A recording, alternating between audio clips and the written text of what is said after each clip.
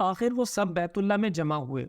ان لوگوں میں ابو امیہ بن مغیرہ تھا جس کا نام حذیفہ تھا۔ قریش کے پورے قبیلے میں یہ سب سے زیادہ عمر والا تھا۔ یہ ام المومنین سیدہ ام سلمہ رضی اللہ عنہا کا باپ تھا۔ قریش کے انتہائی شریف لوگوں میں سے تھا۔ مسافروں کو سفر سامان اور کھانا وغیرہ دینے کے سلسلے میں بہت مشہور تھا۔ جب کبھی سفر کرتا تو اپنے ساتھیوں کے کھانے پینے کا سامان خود کرتا تھا۔ اس وقت اس شدید جھگڑے کو ختم کرنے کے لیے اس نے ایک حل پیش کیا۔ اس نے سب سے کہا، اے قریش کے لوگوں، اپنا جھگڑا ختم کرنے کے لیے تم یوں کرو کہ حرم کے صفا نامی دروازے سے جو شخص سب سے پہلے داخل ہو اس سے فیصلہ کرا لو۔ وہ تمہارے درمیان جو فیصلہ کرے وہ سب اس کو مان لے۔ یہ تجویز سب نے مان لی۔ آج اس دروازے کو باب السلام کہا جاتا ہے۔ یہ دروازہ رکن یمانی اور رکن اسود کے درمیانی حصے کے سامنے ہے۔ اللہ کی قدرت کے اس دروازے سے سب سے پہلے حضور نبی کریم صلی اللہ علیہ وآلہ وسلم تشریف لائے۔ قریش نے جیسے ہی آپ صلی اللہ علیہ وآلہ وسلم کو دیکھا پکار اٹھے، یہ تو امین ہے، یہ تو محمد صلی اللہ علیہ وآلہ وسلم ہے، ہم ان پر راضی ہیں۔ اور ان کے ایسا کہنے کی وجہ یہ تھی کہ قریش اپنے آپس کے جھگڑوں کے فیصلے آپ صلی اللہ علیہ وآلہ وسلم ہی سے کرایا کرتے تھے۔ آپ صلی اللہ علیہ وآلہ وسلم کسی کی بے جا حمایت نہیں کرتے تھے، نہ بلا وجہ کسی کی مخالفت کرتے تھے۔ پھر ان لوگوں نے اپنے جھگڑے کی تفصیل آپ صلی اللہ علیہ وآلہ وسلم کو سنائی۔ ساری تفصیل سن کر آپ صلی اللہ علیہ وآلہ وسلم نے فرمایا، ایک چادر لے آؤ۔ وہ لوگ چادر لے آئے۔ آپ صلی اللہ علیہ وآلہ وسلم نے اس چادر کو بچھایا اور اپنے دستے مبارک سے حجر اسود کو اٹھا کر اس چادر پر رکھ دیا۔ اس کے بعد آپ صلی اللہ علیہ وآلہ وسلم نے ارشاد فرمایا، ہر قبیلے کے لوگ اس چادر کا ایک ایک کنارہ پکڑ لیں، پھر سب مل کر اس کو اٹھائیں۔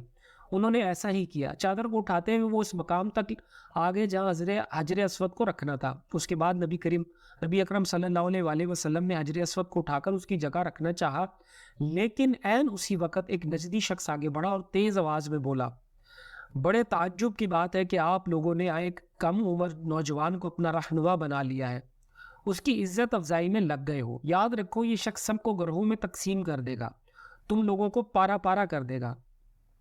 قریب تھا کہ لوگوں میں اس کی باتوں سے ایک بار پھر جھگڑا ہو جائے، لیکن پھر خود ہی انہوں نے محسوس کر لیا کہ حضور صلی اللہ علیہ وآلہ وسلم نے جو فیصلہ کیا ہے وہ لڑانے والا نہیں، لڑائی ختم کرنے والا ہے۔ چنانچہ حجر اسود کو نبی کریم صلی اللہ علیہ وآلہ وسلم نے اپنے مبارک ہاتھوں سے اس کی جگہ پر رکھ دیا۔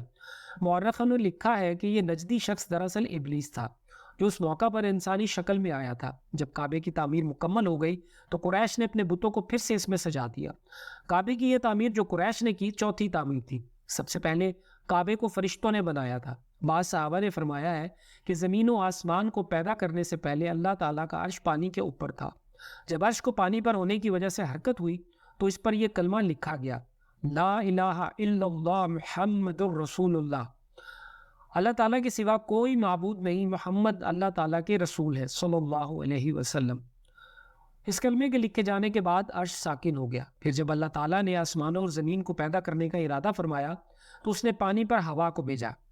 اس سے پانی پر موجیں اٹھنے لگی اور بخارات اٹھنے لگے۔ اللہ تعالیٰ نے ان بخارات یعنی بھاپ سے آسمان کو پیدا فرمایا۔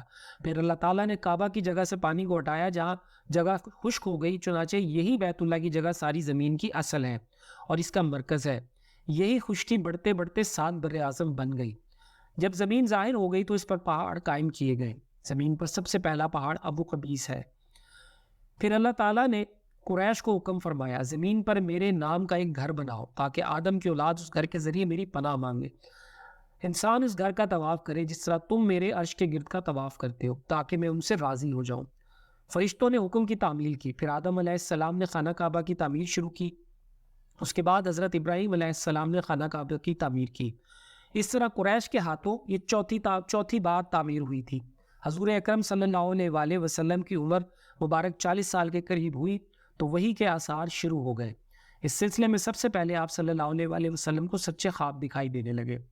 آپ صلی اللہ علیہ وآلہ وسلم جو خواب دیکھتے وہ حقیقت بن کر سامنے آ جاتا۔ اللہ تعالیٰ نے سچے خوابوں کا سلسلہ اس لیے شروع کیا کہ اچانک فرشتے کی آمد سے کہیں آپ صلی اللہ علیہ وآلہ وسلم خوفزدہ نہ ہو جائے۔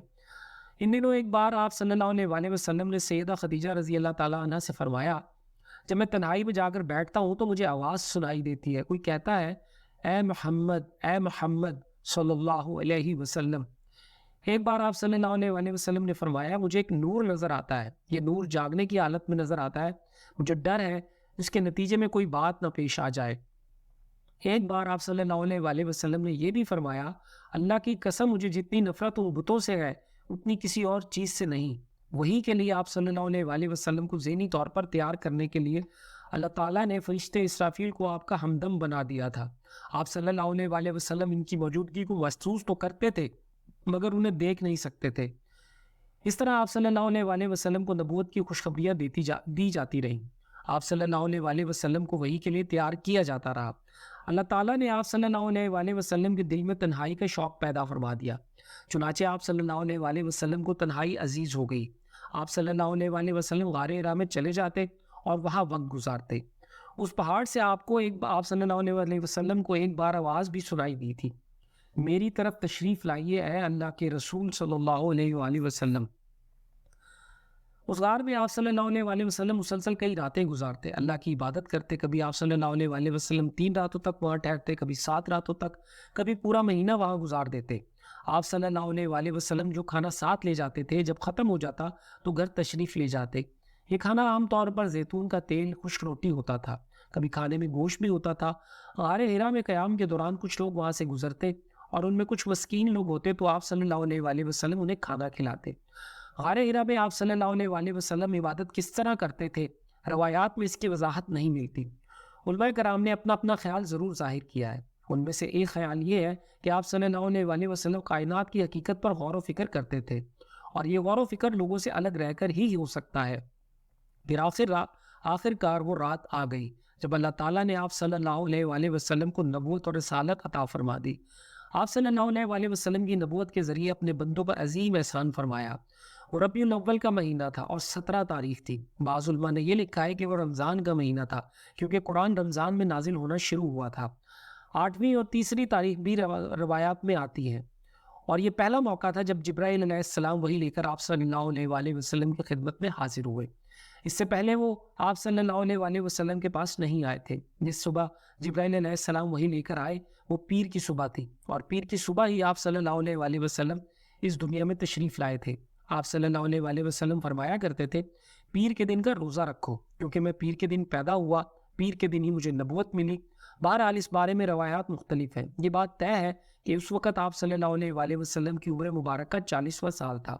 آپ صلی اللہ علیہ وسلم اس وقت نیند میں تھے کہ جبرائیل علیہ السلام تشریف لے آئے۔